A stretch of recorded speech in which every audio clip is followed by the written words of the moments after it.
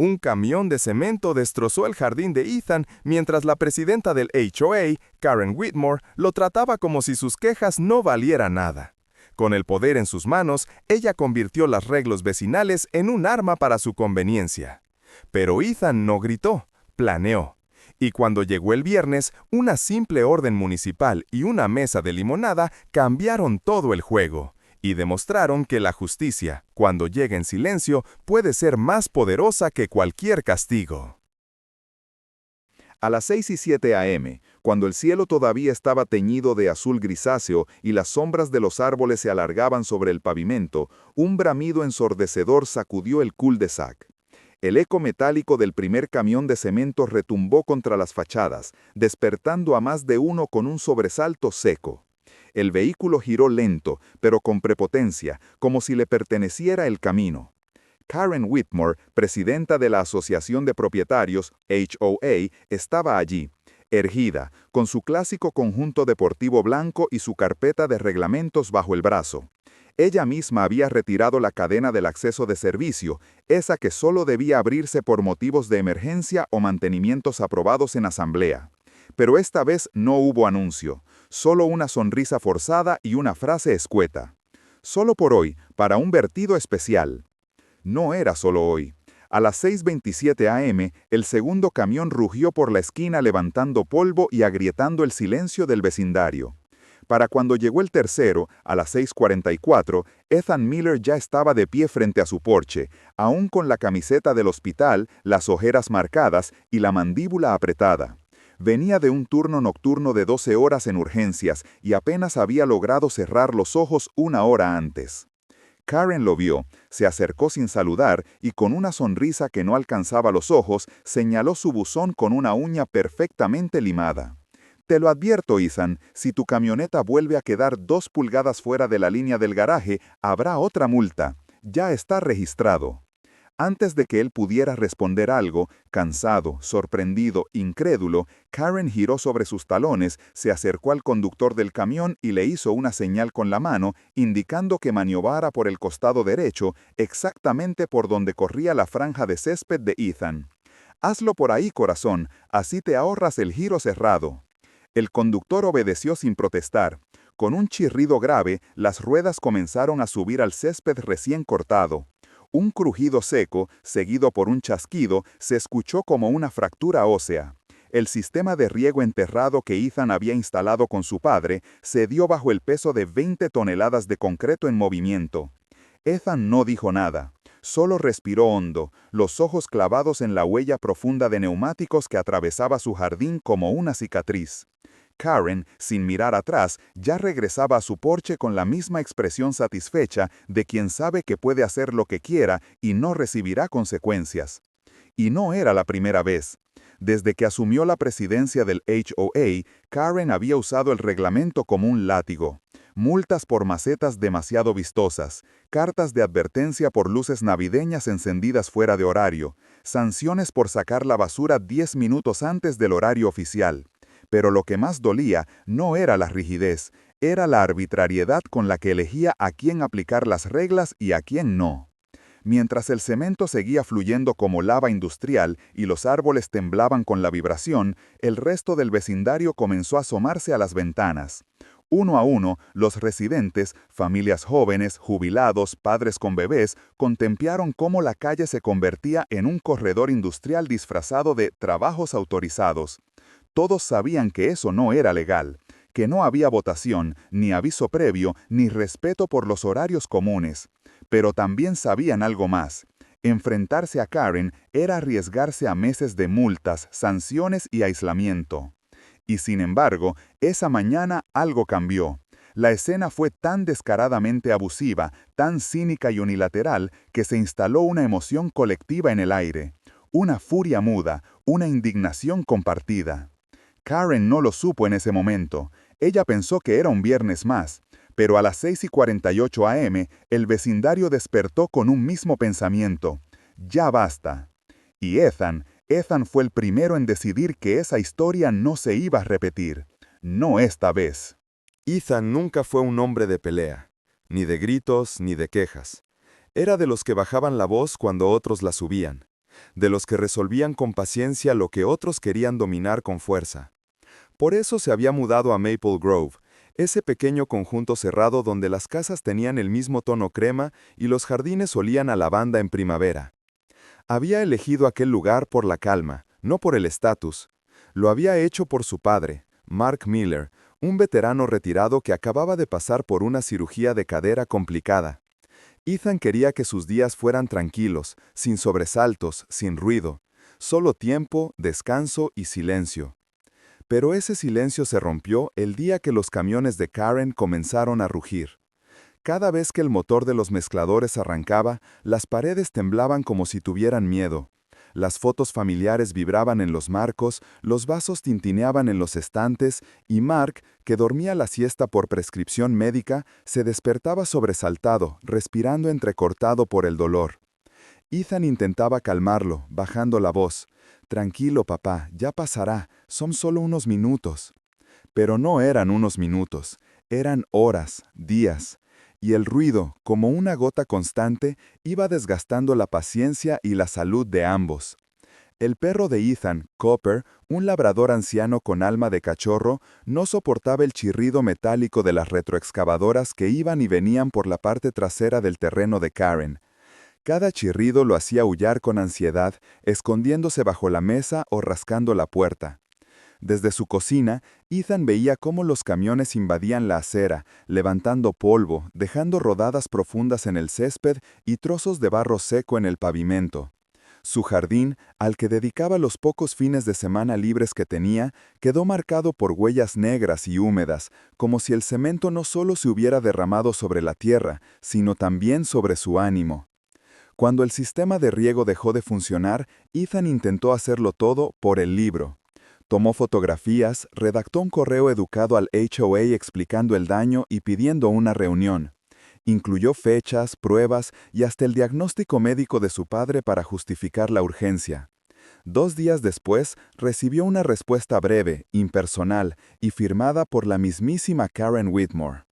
Según la cláusula de acceso para mantenimiento, sección 8, inciso C, los vehículos autorizados por la Presidencia pueden transitar temporalmente sobre zonas comunes o privadas si la maniobra es indispensable para la conservación estructural de una propiedad. No se considera infracción ni se prevé compensación alguna. Sin firma manuscrita. Sin disculpas, solo un sello digital, frío, burocrático, que convertía su pérdida en un trámite sin alma. Ethan volvió a escribir, no una, sino 3 veces. Preguntó si podía reunirse con la junta, si alguien podía inspeccionar el daño. No hubo respuesta. Los otros vecinos, cuando lo veían pasear con Copper, bajaban la voz. Algunos decían, te entiendo, pero no quiero problemas. Otros solo movían la cabeza, mirando sus propios jardines impecables, temerosos de ser los siguientes.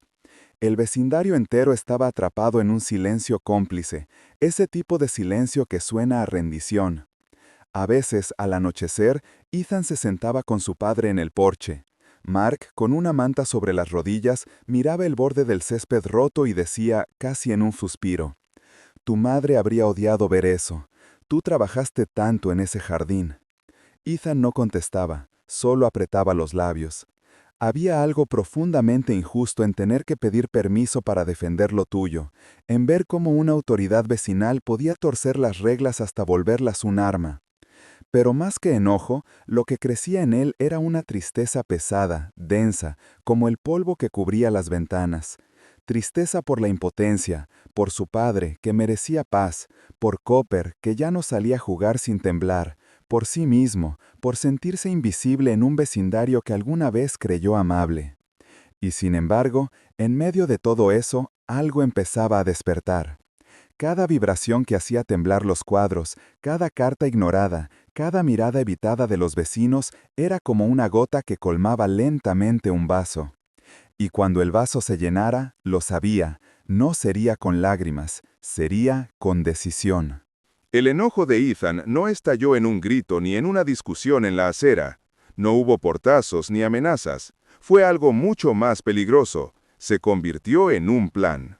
El ruido seguía allí. Cada tarde otro camión, cada mañana otra grieta. Pero mientras la vibración sacudía los cuadros, Ethan ya no se sentía víctima. Había cambiado. Ya no solo resistía, empezaba a recolectar piezas. Dormía de día cuando podía, y de noche se sentaba frente a su laptop con una taza de café frío y los ojos clavados en los portales de acceso público del condado. Leyó los estatutos del HOA palabra por palabra, subrayó la famosa cláusula de mantenimiento y notó algo que lo hizo detenerse. El acceso provisional para maquinaria o personal de mantenimiento podrá autorizarse solo para resolver daños estructurales urgentes o riesgos para instalaciones compartidas, aceras, alumbrado, desagües. El supuesto proyecto de Karen, ese patio de eventos privado que estaba construyendo para la boda de su hija, no era ni urgente ni compartido. Era una obra personal, disfrazada de necesidad común. Y eso cambiaba todo. Siguió buscando. A través del portal de la ciudad, accedió al sistema de permisos de obra. Allí encontró que el lote 43A, propiedad de Karen Whitmore, no tenía ninguna autorización vigente de cimentación, ni de movimiento de tierra, ni de desvío temporal de tráfico pesado. Lo que tenía, en cambio, era un proveedor listado en una factura local, Red Rock Concrete, una empresa conocida por hacer vertidos rápidos para patios y banquetas residenciales. Ethan no llamó como vecino, llamó como si fuera un cliente más, interesado en un presupuesto para rehacer su acera frontal. Fingiendo interés, preguntó con naturalidad sobre plazos, disponibilidad y, con una sonrisa que nadie vio, deslizó la pregunta clave. ¿Qué fechas están más ocupadas esta semana? Del otro lado, un joven administrativo respondió: el viernes tenemos uno grande en Maple Grove, como a las 4 p.m., así que por la mañana estamos más tranquilos. Viernes, 4 de la tarde. Ya tenía el momento exacto. Ahora solo faltaba colocarse. Ethan recordó algo que una vecina le había mencionado meses atrás, que la ciudad permitía cerrar temporalmente la calle para celebraciones vecinales, como barbacoas, ventas de garaje o fiestas escolares. Buscó en el sitio web del municipio, y ahí estaba: permiso de block party. Condiciones: aviso con al menos 72 horas de anticipación, mapa de desvío, firmas de al menos 6 viviendas afectadas. Él consiguió 9. Vecinos cansados del ruido, de los sobresaltos, de las amenazas sutiles de multas. Gente que no alzaba la voz, pero que, al ver a Ethan moverse con calma y fundamentos, se animó a firmar. Adjuntó todo: plano de la calle con entrada y salida alternativa. Horario solicitado: viernes de 3 a 7 p.m. Justificación: evento comunitario de descanso y convivencia para adultos mayores y familias con niños. En paralelo, Ethan no dejó cabos sueltos. Grabó un video mostrando el daño en su césped y en el bordillo. Tomó fotografías con fecha y hora. Adjuntó un informe médico actualizado de su padre, donde constaba que las vibraciones habían empeorado su calidad de sueño y el proceso de recuperación posquirúrgico. Con eso, redactó una queja formal contra Karen Whitmore ante la Oficina de Asuntos Vecinales del Condado, alegando uso indebido y abusivo de autoridad como presidenta del HOA en beneficio propio y sin el debido proceso democrático. Pero el golpe maestro aún no estaba en la legalidad, estaba en la estética. Ethan diseñó un cartel sencillo: primera tarde tranquila del verano. Limonada casera, tizas para dibujar, zona pet friendly, música baja y buena compañía. Viernes 3 p.m., calle cerrada por permiso municipal. Vecinos bienvenidos. Compró una caja de tizas de colores, una mesita plegable, conos naranjas y preparó jarras de limonada con hielos y rodajas de limón fresco. No necesitaba hacer ruido, solo necesitaba ocupar el espacio que Karen creía suyo. Ese enojo que había nacido de la impotencia ahora era precisión, estrategia y elegancia legal. Y mientras Karen seguía con su patio, sin saber que el concreto que había encargado jamás llegaría a tocar el suelo, Ethan ya tenía listo el campo de juego. Y esta vez las reglas las había escrito él. Viernes 2:55 p.m. La calle todavía respiraba el calor suave de la tarde cuando una patrulla municipal giró la esquina y se detuvo con exactitud frente al acceso principal del cul-de-sac. Sin premura, 2 oficiales descendieron y comenzaron a desplegar conos naranjas, barreras reglamentarias y cintas reflectantes. Uno de ellos se acercó a la señal metálica que llevaban en el maletero y la fijó al poste de la entrada. Calle cerrada temporalmente. Permiso municipal 47B. Evento vecinal autorizado. Todo estaba en regla. Todo era legal. Todo estaba en marcha. A las 3:10 p.m. el ambiente ya era otro. Los niños salieron con tizas de colores y comenzaron a dibujar planetas, cohetes y estrellas en el asfalto recién cerrado. Algunas familias colocaron sillas plegables, sacaron termos con té helado y vasos de plástico. Ethan puso una pequeña mesa en su entrada con limonada fresca. Nadie hablaba de Karen. Nadie levantaba la voz. Era la primera tarde en meses sin sobresaltos. El perro, Copper, lucía un pañuelo azul al cuello y posaba pacientemente mientras los niños lo rodeaban con dibujos en forma de huella. Mark, el padre de Ethan, observaba todo desde el porche, con una taza de café en la mano y una expresión que hacía mucho no se veía en su rostro: tranquilidad. Pero la calma no duró mucho. A las 4:03 p.m., el rugido de un camión de concreto rompió la armonía. Apareció por el acceso lateral, seguido por 2 más. Se detuvieron, esperando indicaciones. El capataz descendió, sudando bajo el sol, y buscó a Karen, que salió de su casa con gesto seguro, hasta que vio la barrera naranja, la cinta reflectante y el cartel oficial. El capataz la miró con urgencia. «Señora Whitmore, si no vertemos en 15 minutos, se endurece todo en la cuba. Necesitamos entrar ya». Karen, que hasta entonces había mantenido la compostura, giró sobre sus talones y marchó directo hacia Ethan, atravesando los dibujos en el asfalto sin mirar a nadie. «¡Quita esto! ¡Esto es un abuso! Tú no puedes cerrar la calle solo porque sí». Ethan se levantó lentamente de su silla. No había enojo en su rostro ni sarcasmo, solo serenidad. «Es una orden oficial de la ciudad, Karen, válida hasta las 7 p.m. Podemos hablar a las 7:01 si aún hace falta». Karen lo miró como si no lo reconociera, como si el vecino amable de siempre hubiera desaparecido y en su lugar estuviera alguien nuevo, alguien que ya no tenía miedo. A las 4:20 p.m., un sedán gris estacionó frente a la casa de Karen. Descendió un hombre con gafas, portapapeles y credencial municipal colgada al cuello. Daniel Brooks, inspector de obras públicas. La queja formal que Ethan había presentado había activado una revisión express dada la magnitud del tránsito pesado observado en una zona residencial. Daniel saludó, se identificó y comenzó su inspección. Revisó los planos de la calle, tomó fotografías del bordillo roto frente a la casa de Ethan, del riego dañado y de la cadena que Karen había retirado unilateralmente para abrir el acceso de servicio. Caminó hasta el fondo del jardín de Karen y, tras consultar su tablet, levantó la vista. «No encuentro ningún permiso aprobado para obras de cimentación ni para instalaciones de drenaje. Este trabajo está fuera de normativa». Con un gesto seco, sacó una hoja preimpresa y la fijó con cinta en la puerta trasera de Karen.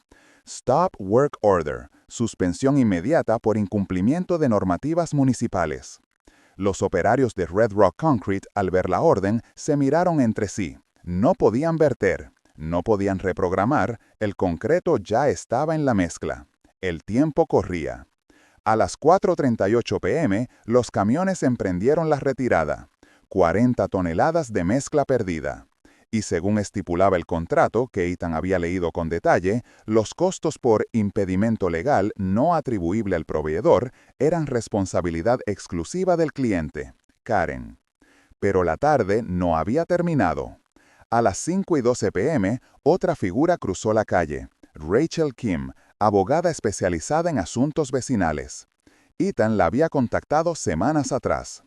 Con pasos firmes, Rachel se dirigió a Karen y le entregó una carpeta oficial. Dentro, una notificación de reunión extraordinaria del HOA, firmada por más de 2/3 de los propietarios del conjunto residencial. La solicitud era clara: suspensión inmediata de Karen como presidenta, alegando conflicto de intereses. ya que el contratista de la obra privada resultó ser su cuñado, algo que nunca fue revelado a la Junta, tal como exigía el reglamento de ética interna. A las 6:48 p.m., en la casa comunal del barrio se realizó la votación. No hubo discusiones, no hubo necesidad de discursos encendidos, solo manos levantadas. Y el conteo final fue claro, contundente, irreversible. Karen Whitmore quedó suspendida de su cargo, y se aprobó una auditoría completa de todas las sanciones emitidas durante su presidencia. Ethan no sonrió, no celebró, solo volvió a sentarse en su porche, junto a su padre, que respiraba hondo como si acababa de soltar un peso viejo. La calle, por primera vez en mucho tiempo, olía a limonada y tiza, no a concreto caliente ni polvo de obra. Porque la trampa que Ethan había tendido no fue sucia, fue limpia, legal y pública. Una victoria sin ruido, una justicia sin escándalo, una lección grabada con trazos de tiza en el suelo. Cuando las reglas se conocen mejor que el abusador, el poder cambia de manos. En los días posteriores al colapso público de la autoridad de Karen, el vecindario no celebró con banderas ni discursos. Lo hizo con algo mucho más valioso, el regreso de la calma. El City Hall fue claro e inmediato. Tras recibir el informe del inspector Daniel Brooks y revisar la documentación, impuso a Cullen una doble multa. Una por realizar obras sin permiso en una propiedad residencial y otra por uso indebido del acceso común, al haber retirado por cuenta propia la cadena que regulaba la entrada de vehículos pesados. Además, se le ordenó cubrir los costos de reparación del bordillo dañado y del sistema de riego en la propiedad de Ethan, cuya evidencia fue considerada contundente y verificable. La empresa Red Rock Concrete, por su parte, no tardó en enviar una notificación legal reclamando el pago del concreto perdido. Más de 40 toneladas que se endurecieron en las cubas y no pudieron ser utilizadas. Según el contrato, y como Ethan bien sabía, la cláusula de penalización por impedimento externo transfería el costo completo al cliente. Karen, que había intentado jugar por encima de las reglas, ahora descubría su peso real. Mientras tanto, la junta interina del HOA, formada por vecinos que antes no se habían animado a hablar, comenzó una auditoría exhaustiva de las decisiones tomadas durante el mandato de Karen. En menos de 2 semanas, quedaron anuladas 14 sanciones impuestas de forma arbitraria, muchas de ellas por razones tan absurdas como colores no armónicos de buzón o estacionamiento demasiado frecuente de visitas. Pero eso no fue lo más importante. Lo verdaderamente transformador vino con las nuevas reglas que surgieron de esta experiencia.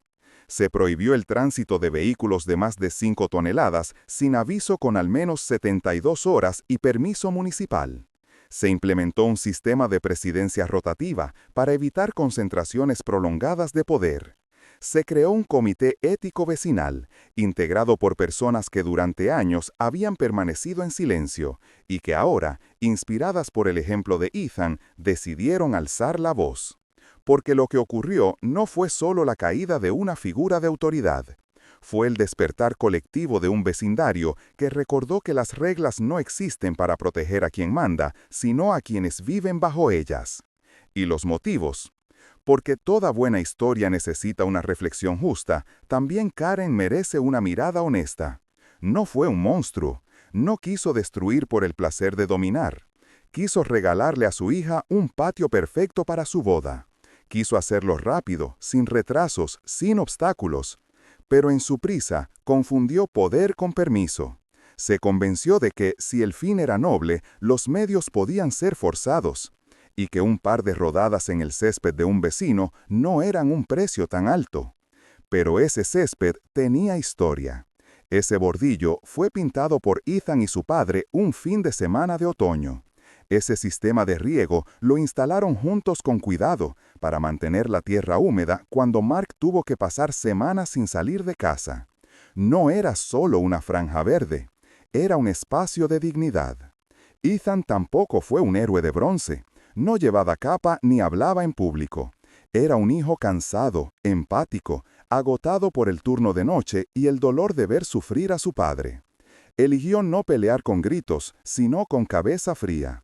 No buscó dañar a Karen, sino restaurar un equilibrio que ya no podía permitirse ignorar. El tipo de historia que merece contarse. Esta historia no promete un paraíso, ni ofrece finales irreales donde todos se abrazan y olvidan. Promete algo mejor, límites claros, justicia accesible y un recordatorio de que, incluso en las comunidades pequeñas, el poder debe rendir cuentas. Mark volvió a dormir la siesta sin que vibraran los cuadros. Copper dejó de aullar ante el sonido de motores. Ethan, al recoger los últimos conos naranjas de la calle, se permitió sonreír. No ganó por ser más fuerte, ni por tener influencias. Ganó por entender las reglas mejor que quien las usaba para someter. Y lo hizo sin escándalo, sin venganza, sin odio.